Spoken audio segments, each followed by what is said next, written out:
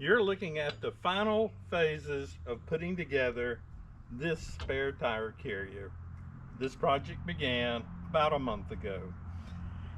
As to how something so simple could take so long, the answer is I started it when the Wayfarer put it in the shop to have a board on the refrigerator replaced. And between the warranty company, the company that sold the motorhome that had the warranty, and the company that did the work, it took a month to replace that board. A board that I could have gotten for $200 ordering directly from Norco, and could have had all accomplished in a matter of less than a week. Ended up with about the same money spent between what the deductible was and a diagnostic fee.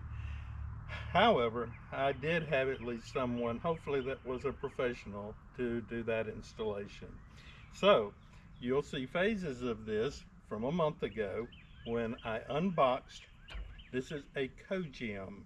Cogem is a it's a direct copy of a Roadmaster spare tire carrier. The Roadmaster spare tire carrier, if you look it up, the last time I looked, sold for $745. This, through Walmart when I ordered it, was $195. You can't hardly buy, geez, just even a receiver hitch on the thing will end up costing you 30-40 bucks anyhow. So that part, hey, that's a deal. What I will do is I'm going to cut back and show some of the things during the installation on this that will make it to where you can get some idea as to how we got to this point. The first thing you'll see is when the box laying up on the table, as it is torn apart on two ends anyhow, with parts sticking out of it.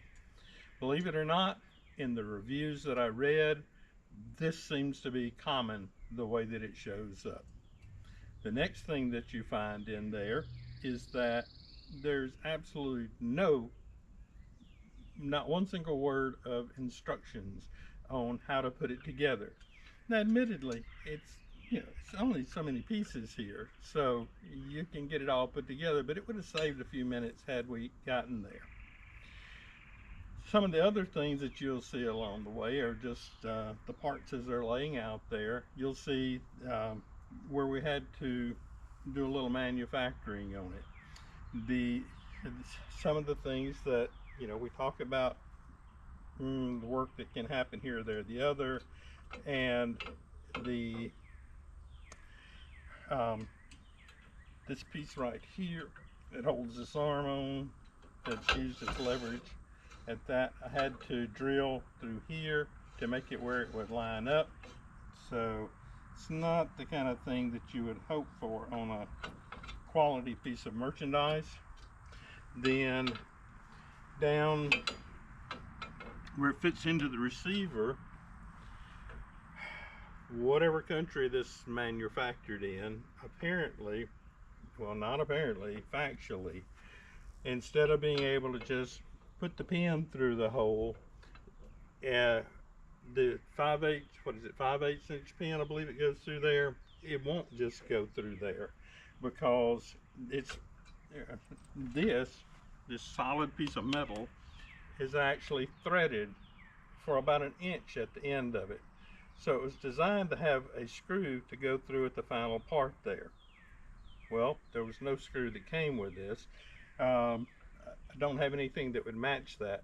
So in that, I had to take a drill and drill through that and get it to where it was large enough to be able to get the pin to go through it.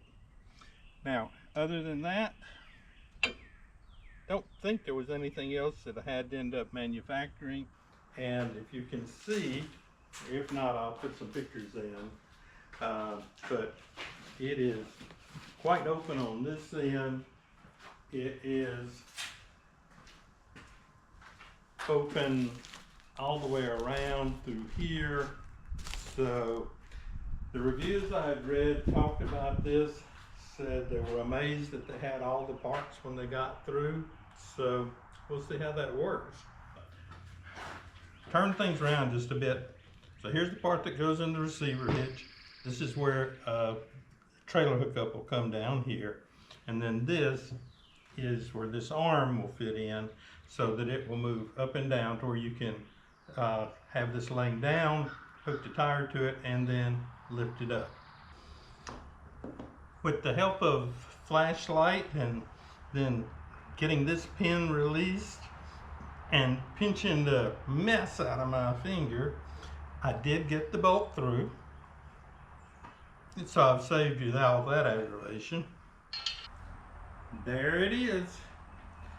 Ended up where this was bent in. Took hammer and chisel and beat it out. But there's another hole that's drilled through this piece of metal down here. And you could look at it and see it's not centered. And when you get over here, there's no way it's going to line up because it's just not right. So that is something that I honestly don't know that I can take care of fixing that. The only purpose for this is when you have the tire on the ground and you're getting leverage to lift that tire up like this. So it's for a very short period of time that it would be used. Once it's up, then you slide it over here to where it's going to stay almost all the time. Some features that I do like, whether it be this or the Roadmaster version, is that you pull the spin and then this moves. Now, why that's a big deal is so that you can stick your tire on, stick your wheel on, then this arm actually extends out to give you leverage to be able to lift that. And that's a big deal because that's quite a bit of weight that you're having to handle right there. So that really works well. Then, like many of these, and the air conditioning units got kicked on, maybe that won't disturb it too bad. That being the house air conditioning. To where we have the receiver hitched down here so that I can pull the trailer. And that was the ultimate thing to begin with, was to be able to pull the trailer because I wanted to pull the spider. So this allows me the spare tire that I'm not traveling without one, and then allows me the trailer. So we'll put the tire on and see how it all fits together. Being as there are no instructions, I'll have to wing it as to exactly how this fits on here. But start off by pulling this pin up, releasing that arm, then pick a hole to where we'll stick this bolt through and hope that this hole is the place it needs to be on here.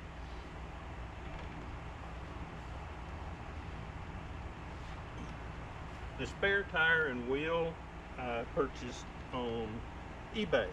There's a company out of Tennessee that I guess they buy these from companies that do customized vans, and so they don't want the standard wheel that comes from Mercedes, and so they have these that are basically brand new and sell them. I think with shipping, the wheel and the tire was about $195 if I remember correctly.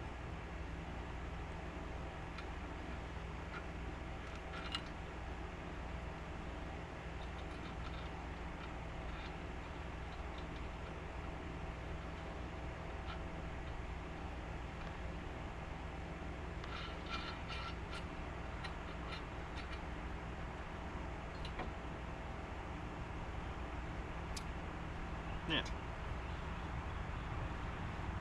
whether it seems I would want to try to have that thing about centered. So let's see what we can do about that.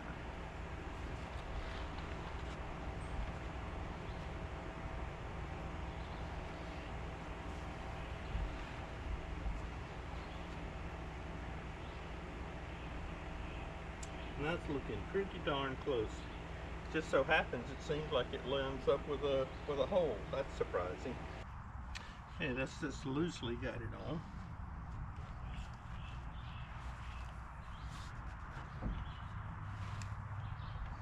And I can tell you, I would hate to have to know that I was handling this thing up in the air.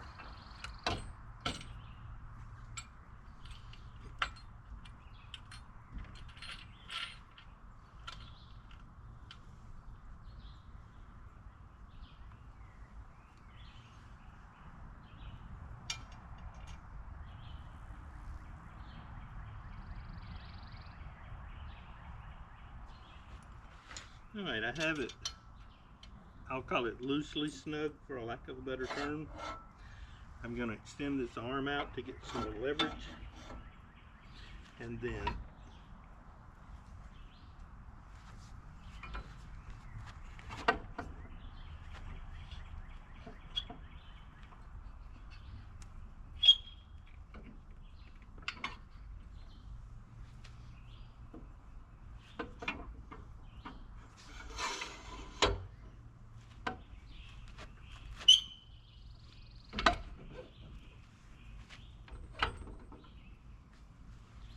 okay.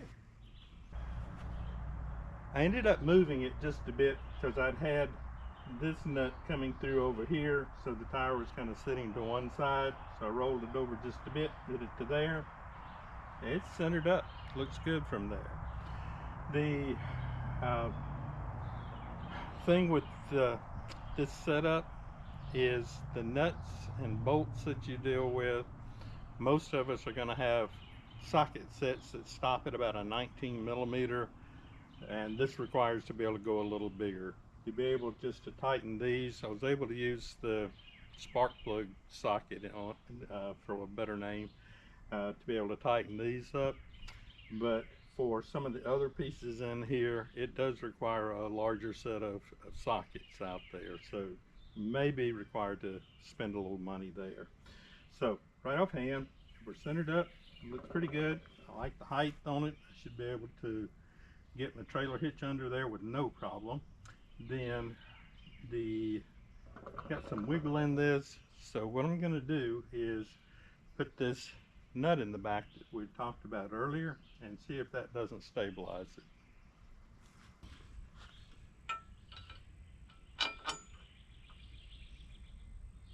And just to make sure that, I know some of the angles earlier you probably couldn't see, but this is the pin that lifts up, allows movement, and latches it in place.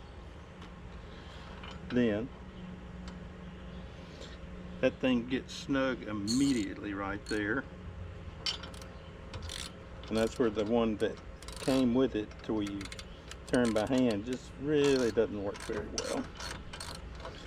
With the wrench it moves very easily, and you probably can't see it from there, but it pulls this piece into this plate. So it actually, I believe, serves two purposes here. Not only a fail-safe for something coming wrong here, but then to snug that thing up.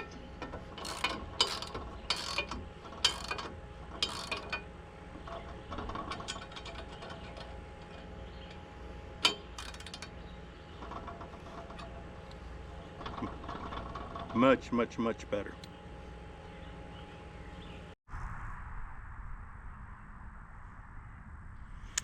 Well, here's what we'll look like when we get through.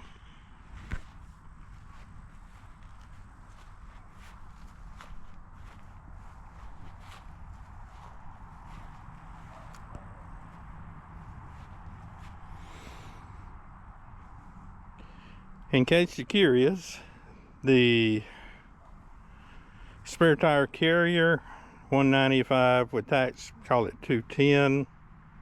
Then I had to do a 6-inch lift down here, plus the ball. There's another 50 bucks. So 260. Guess the cover, honestly, beyond that, the tire cover is, I don't remember what that one, probably about 20 bucks be about right for that. So that's about what it costs to be able to do this. The next big thing, if you're a Tiffin Wayfarer person or anything else in the Mercedes class, and that's the weight. Right offhand, the spare tire carrier and the tire and the wheel adds about 200 pounds, and that's significant in one of these. To offset that, we don't use the tables that are in the unit, which are made up really nice, but they're really heavy. We'll work with some lighter weight aluminum tables that offset some of the weight, because they really are quite heavy. We don't boondock, so we'll run with a minimal amount of water. I'm saying maybe 10 gallons instead of 30 that it can carry. So there are a lot of places that I think we can offset that. For me, to have the spare tire is worth it. So let's see, the next thing that I didn't point out, and that is the receiver hitch. It drops down about, what's that, a 2-inch drop on that. So it's a low unit to begin with. Roadmaster actually makes a model, but they say it's not for dual wheels. I really believe that it would work, and it comes directly out. That particular one is about $550. I would have preferred to have one that came out up higher, but here's what I've got. So it comes out a little lower, and then I came up with a 6-inch lift there to be able to bring it up. So there's plenty of room for the trailer, and I think that'll take care of that part. As far as this rod that's used for lifting the tire up, there's a holder back there, there's this pin that holds it in place, but then it kind of just dangles in there. And so it just, I mean, just standing here, it just makes a heck of a racket when you hear it banging around. So I'll take this and put it in one of the cabinets somewhere where I'll find something big enough to hold it. That's all I've got on it. Right offhand, I'm real pleased with this. I think it's going to work well. Only other thing I'm going to do from here, I'm going to get some of those things you clamp these up with, because there's just more jingle there than what I like. Same's true up next to the receiver hitch on the unit itself. And then I think that'll firm it all up. If you're looking at doing a spare tire carrier, I think this is a pretty good way to look at doing it. Got to have a little bit of patience with it. Got to have a couple tools. But right offhand, I think it's going to work quite well. I hope this is going to be helpful to you. I hope you've enjoyed the video. Have a good day.